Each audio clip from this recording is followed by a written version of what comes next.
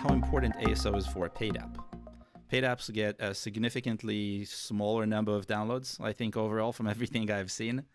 And it's probably reasonable to say that if you are just competing on downloads, it's going to be difficult. Not impossible. I have seen paid apps that are outranking free competitors. It's not common.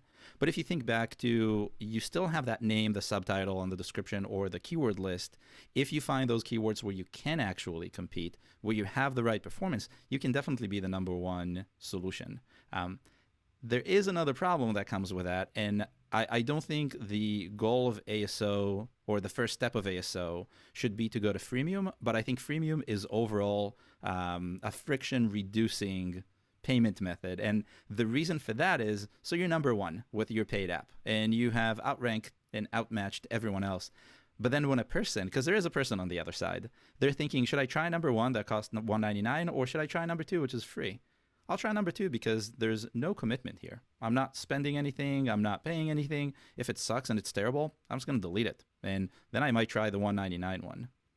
So I don't think the first step of ASO is to move to freemium, but I think that freemium in general affords more opportunities to get users. It doesn't apply to all apps. It doesn't apply to all games. Obviously, there are always things that make more sense as a paid app, especially around professional software, maybe, especially. I lost myself. But the idea that you can have that is probably applies to your app for your app.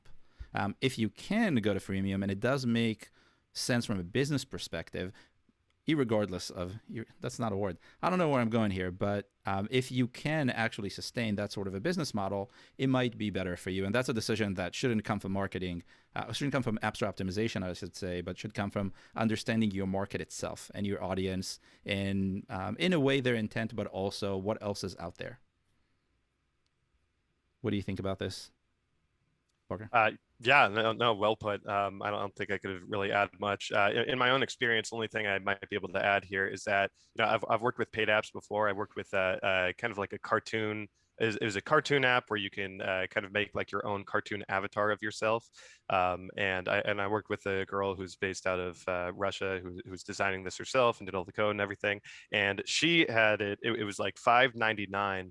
And so she didn't get a lot of downloads. However, like on the few days where she might do like Apple search ads to get a few more extra downloads, right, I would see her category rank jump up from like maybe like I don't even know, like 100 for paid apps in her category to like the top 20 or something like that. And so one advantage to working with a paid app is that potentially you don't need a lot of downloads to really see a spike in your category rank, right?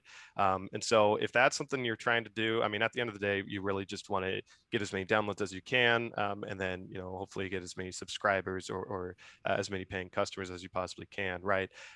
But if you're trying to increase your category rank, yeah, go paid, buy a few downloads. I've seen that work pretty well.